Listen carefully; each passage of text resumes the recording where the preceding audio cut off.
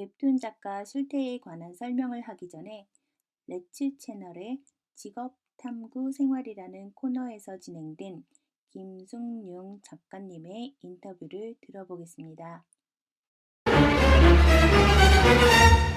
승용 좋아하죠. 제가 제 입으로 하기 너무 민망함.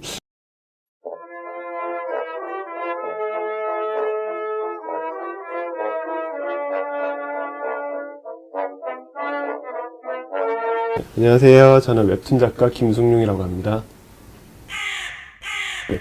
의미가 따로 있지는 않아요. 그냥 발음이 귀엽고 약간 그냥 구수한 것 같기도 하고 그래서 그렇게 지었습니다. 여러 가지 각 세대라든가 각 성별이라든가 각 계층들이 모여서 그 사람들이 서로를 미워하고 혐오하고 이런 모습들을 좀비랑 비유를 해서 그려내면은 그것도 의미가 있겠다 싶어서 그렇게 기획을 했습니다. 이번 사람 냄새 같은 경우는 제가 노량진 그 고시원에 가서 거기서 이제 처음에 기획을 썼었어요. 그래서 한 달 정도 고시원에서 있으면서 사람들하고 인터뷰도 몇 번 하긴 했는데, 근데 사실 거기서 쓴 것보다 인터넷으로 검색한 게 제일 도움이 많이 되더라고요. 제 이야기를 하고 싶고 제 연출을 하고 싶으니까 할 수 있는 게 뭐가 있을까 찾아보다가 이제 만화 쪽으로 오게 된 거죠. 어느 정도는 제 경험이 약간 좀 녹아져 있어요. 그래서 중학교 때 뭐 왕따라했던 경험도 있고, 아니면은 뭐 일용직 노동자들이 많이 나온다든가 이런 것도 제가 고시원에서 오래 살았었기 때문에 매번 작품에서 그게 좀 같이 나오고 있는 것 같아요. 웹툰 작가가 제일 좋은 게 이제 싫어하는 사람 안 만나도 되고 뭐 시간 자유롭고 일단 인간관계 스트레스 받을 일이 거의 없어요. 근데 이제 반대로 단점은 또 그만큼 사람을 만날 일이 없기 때문에 이제 사람 대하는 법을 완전히 까먹기도 하고 마감 시간은 원래 근데 만화가들이 어쩔 수 없이 가져가야 되는 고통이기 때문에 담당 PD님들한테 죄송합니다. 일주일이 아니고 거의 1년 단위로 몇 번 막. 진짜요? 물론 저 같은 경우는 이제 결혼을 했고 이러다 보니까 결혼해서 나는 사는 못 만났다 약간 이런 느낌이야. 다시 할까? 직업이 문제가 아니고 제 성격이 문제입니다. 네. 하기 나름인 것 같아요. 사람들마다 다르고 알아서를 잘 하시는 게 제일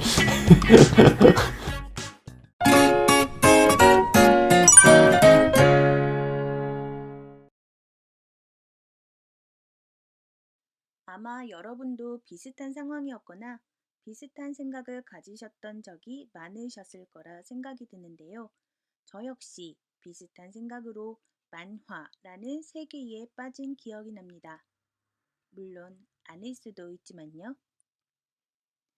여기까지는 우리의 구체화되지 않았던 웹툰 작가의 세계였고요. 지금부터 우리가 이제 직접 들어가야 할 웹툰의 세계를 알아보아야 하는 시간입니다. 수치상으로 보면 웹툰의 성장세는 엄청납니다. 2018년 KT 경제경영연구소에 따르면 2013년 1,500억 원 선이던 국내 웹툰 관련 시장 규모는 8,805억 원으로 커졌습니다. 2020년에는 1조 원 시장을 바라보고 있다고 하네요. 업계 1위인 네이버 웹툰의 경우 하루 평균 800만 명, 매월 2,200만 명이 방문을 했다고 하고요. 네이버 웹툰의 신인 발굴 코너인 도전 만화에는 총 14만 명의 예비 작가들이 자신의 작품을 내놓고 있는데요. 네이버 웹툰 측에 따르면 2019년 네이버 웹툰의 작품을 연재한 작가 359명 중 상위 1위에서 22 작가의 연평균 수익은 3억 1천만 원 선이었다고 합니다. 고료와 콘텐츠의 유료 판매, IP 관련 수입 등 네이버 웹툰에서 받은 돈만 이렇다. 여기에 기안84처럼 작가 개인이 외부 활동을 하거나 CF 등에 출연할 경우 수입은 무척 많이 늘어납니다. 하지만 이는 아직 일부 스타 작가의 이야기겠죠. 실제 한국콘텐츠진흥원이 2018년 공개한 만화 웹툰 작가 실태 기초조사 보고서에 따르면 조사 대상 작가 761명 중 절반에 가까운 이들의 연간 수입이 2천만 원에도 미치지 못했습니다.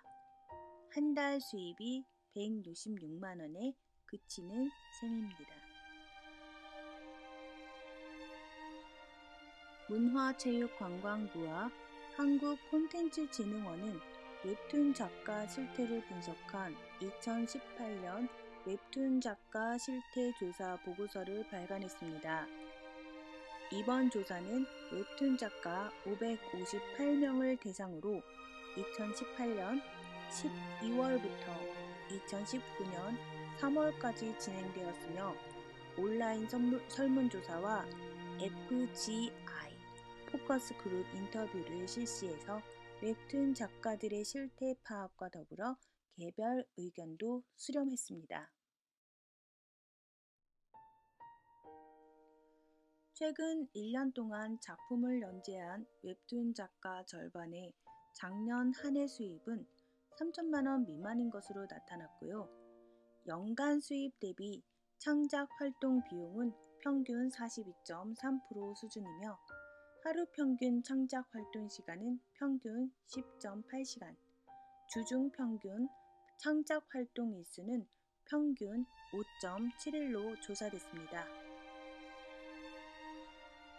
조사 결과 2016년 이후 데뷔한 웹툰 작가가 35.3%로 가장 많았으며 연령대는 30대 이하가 78.5%로 비교적 젊은 연령대의 비율이 높았습니다.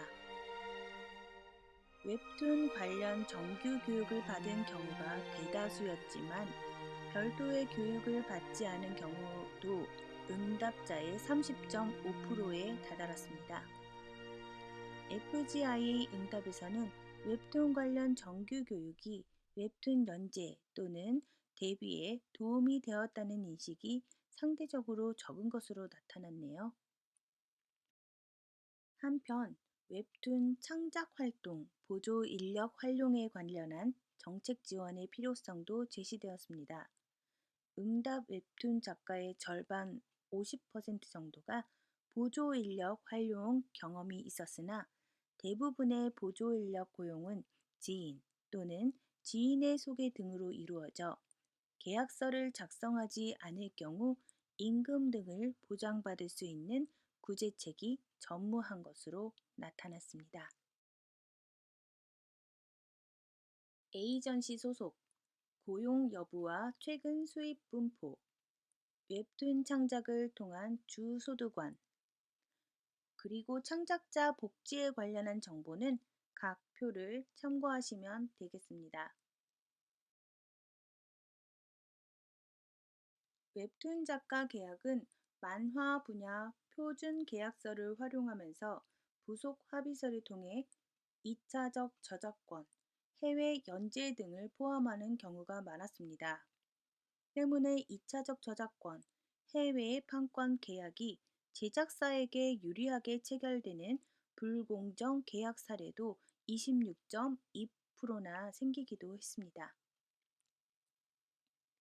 이번 조사는 현역에서 활동 중인 웹툰 작가들이 다수 참여한 실태조사로 웹툰 작가들의 창작 환경과 애로사항 등을 파악하는 계기가 될 수 있다는 점에서 의미가 컸다고 합니다.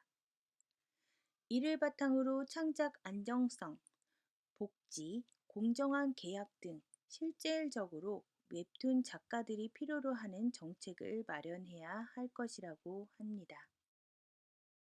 이외의 불공정 계약 사례는 불공정한 계약 조건의 강요가 15.8%, 적정한 수익 배분율을 받지 못하거나 제한, 지연 등 13.8%, 계약서에 포함된 전문 용어에 대한 구체적인 설명이 없이 계약 진행이 13.6% 정도가 있었습니다.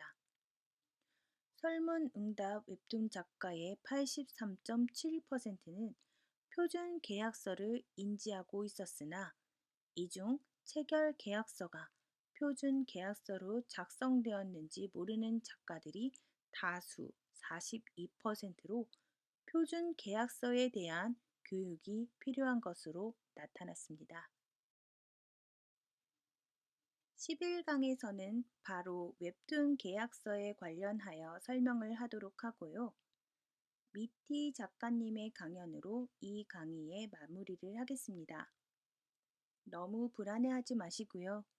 우리는 우리의 이야기를 세상에 펼쳐 보이고 싶어 이 자리에 함께 하는 거잖아요. 화이팅하는 의미에서 불안과 걱정에 맞서는 법을 한번 들어볼까요?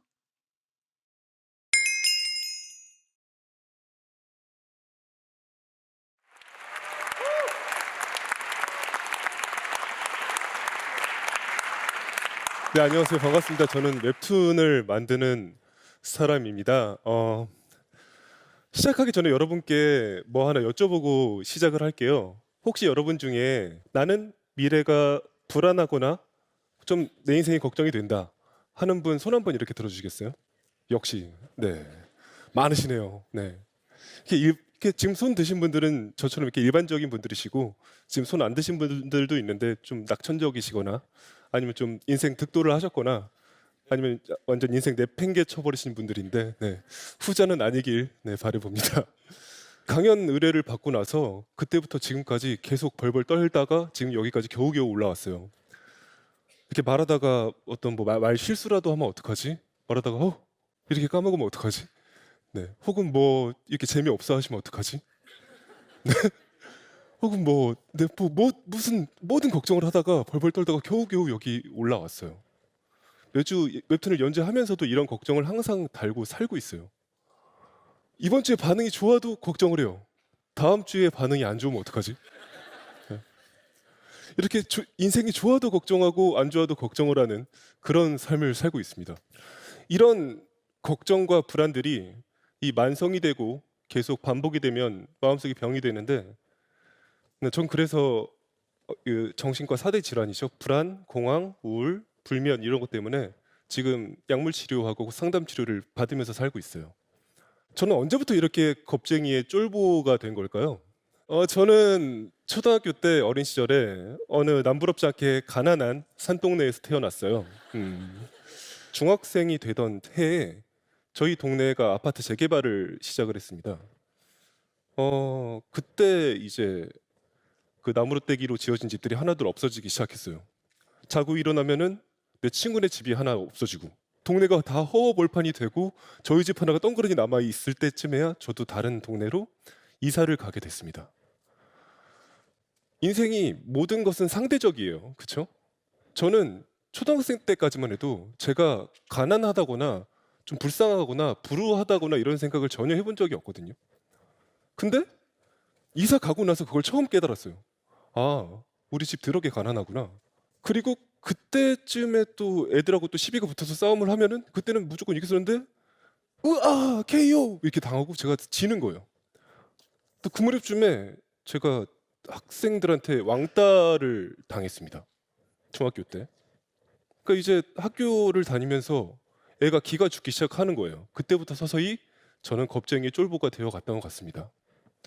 학교에서 뭐 공부도 딱히 잘하는 것도 아니고 뭐 이렇게 힘도 병약하고 그때는 제가 지금 되게 좀 뭐 소두잡게 생겼는데 그때는 굉장히 약했거든요. 그리고 뭐 애들은 막 집도 부자라서 막 브랜드 신발에 브랜드 가방에 이런 거 메고 다니는데 나는 그냥 시장 나이스 짭퉁 이런 거 메고 다니니까 찌질이 찌잖아요. 네. 그 학교에 있기가 싫어지는 거예요. 단 한 시간도. 학교에는 한 시간도 있기 싫으니까 결석하고 조퇴를 밥 먹듯이 하기 시작합니다. 근데 결석과 조퇴를 그냥 할 수는 없잖아요. 그래서 저는 아프다고 구라를 치고 네, 조퇴를 하기 시작했어요. 저는 그때 아마 스토리 구성 능력과 연기력이 많이 늘었던 것 같아요. 네. 매번 이제 고등학교 1학년 때부터 3학년 될 때까지 계속 좀만 학교 가기 싫으면 조퇴해야지 결석해. 엄마 아파 선생님 아파요 이렇게 하면서 이렇게 계속 조퇴를 하다가 제가 고3이 된 어느 날 그때도 엄마한테 제 메소드 연기로 또 이렇게 조퇴를 결석하려고 제가 엄마 배가 너무 아프다 학교 못 가겠다 이렇게 얘기했더니 그때 그날따라 엄마가 갑자기 너무 걱정을 하면서 아니 고3이나 된 아들이 왜 이렇게 학교도 못 가고 맨날 아프다고 하냐 안 되겠다 너 엄마랑 병원 한번 가보자 그래가지고 나 안 아픈데 병원에 갔어요. 그래서 배가 아프다고 하니까 선생님이 여기 배를 이렇게 눌러보실 거 아니에요. 여기가 아파요 학생 여기에요 눌러보는데 안 아픈데 그냥 아프다고 해야 되겠다 가지고 거기가 아파요 거기 아파요 했더니 엄마가 이제 선생님한테 선생님 애가 어디가 아픈가요 얘기했더니 아무래도 맹장염인 것 같습니다 이렇게 얘기를 하더라고요. 나 안 아픈데 무슨 맹장염이야. 그래가지고 큰 병원을 가보라고 하는 거예요. 그래서 근데 그따 대고 또 거기서 나 몰래 안 아픈데 뻥이었어 엄마 안 아픈데 뻥친 거야 라고 얘기를 할 수 없으니까 엄마가 손 잡고 이렇게 끌려갔어요. 그래서 큰 병원 가면은 이제 정확한 진단과 이제 검진을 할 거니까 그때는 이제 오지는 안 할 거 아니에요.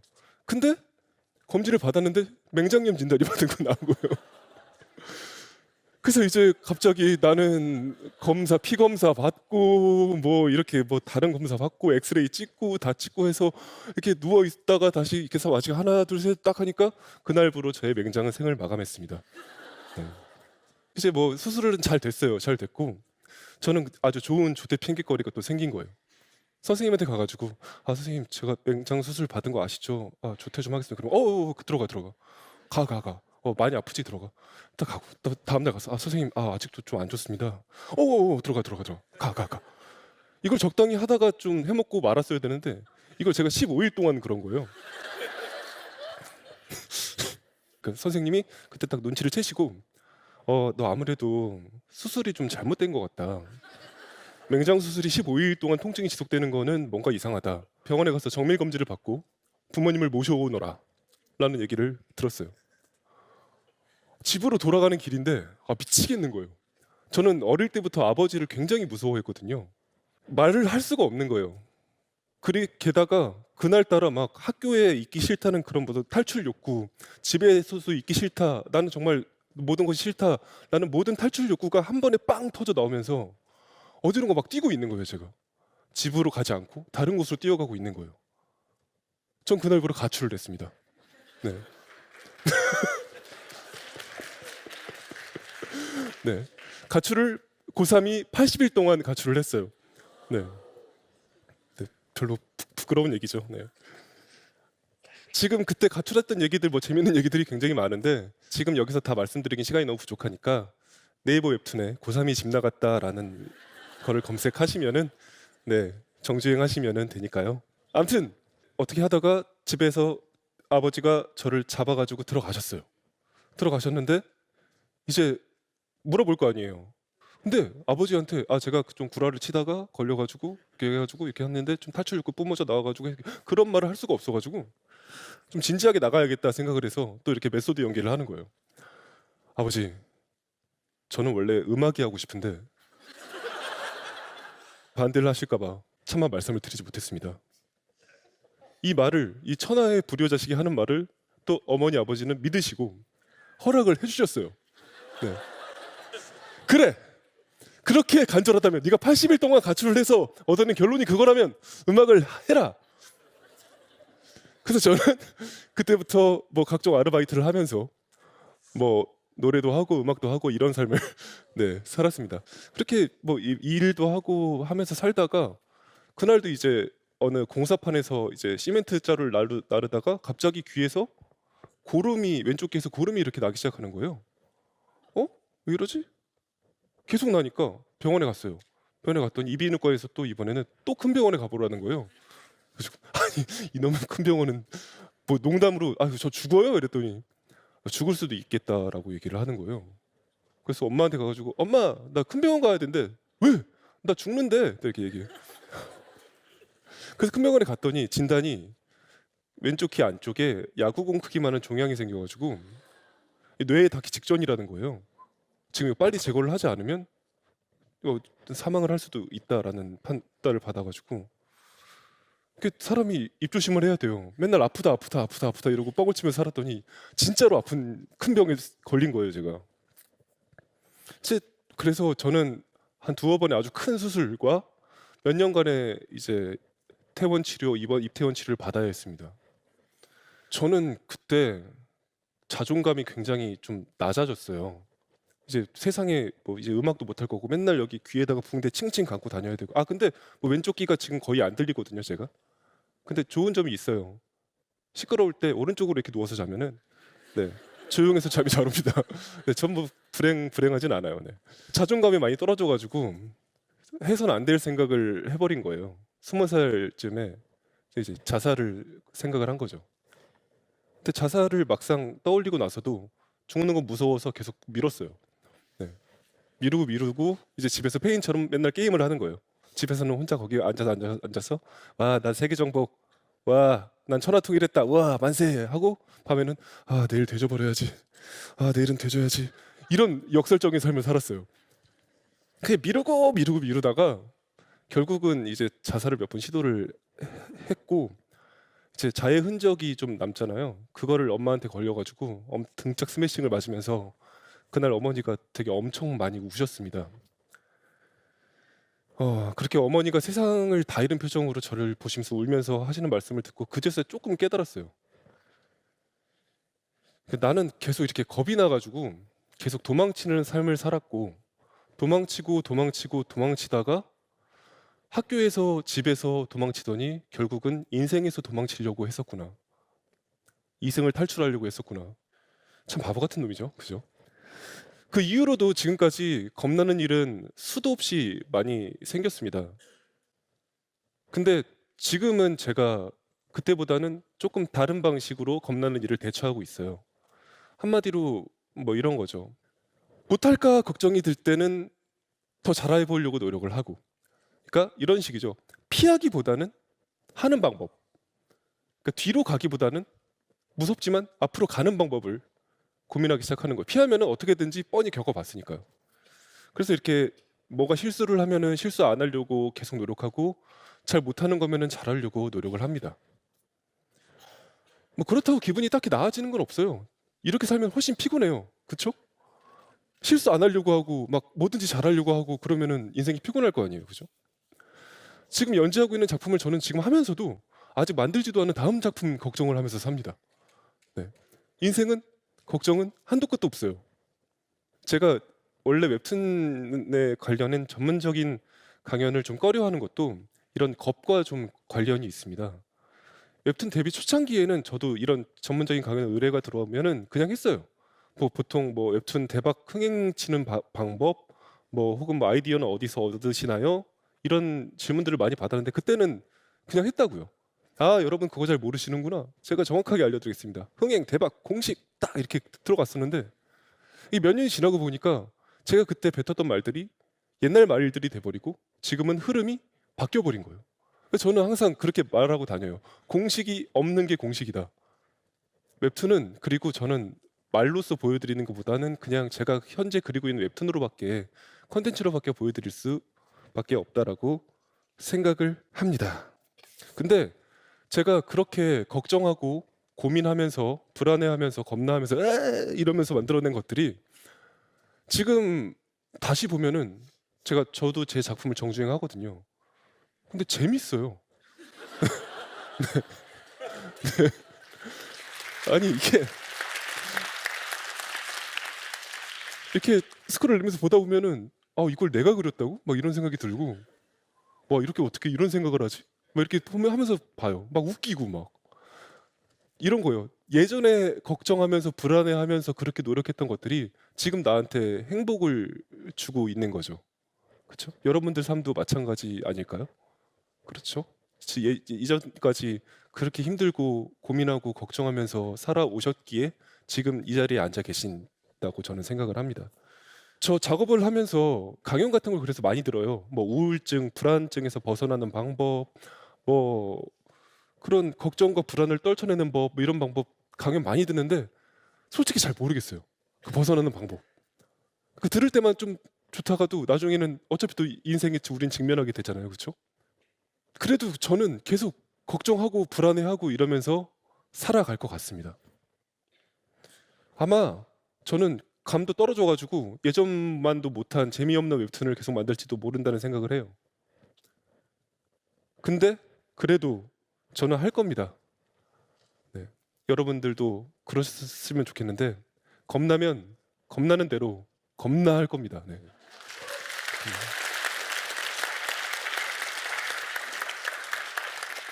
마지막으로 혹시 지금 뭐 미래가 좀 불안하거나 아까 손 드신 분들 뭐 걱정이 되는 일이 있다는 분들도 계셨는데 이렇게 한번 생각하세요. 어느 한쪽에서 님보다 더 겁쟁이 쫄보가 겁내고 불안해하면서 살고 있고 우리 모두가 이렇게 불안해하고 있으니까 그냥 뭐 해결책은 없어도 그냥 서로 보면서 위안 삼자 이런 말을 드리고 싶습니다. 네, 오늘 와주셔서 감사하고요. 말씀 들어주셔서 감사합니다. 감사합니다.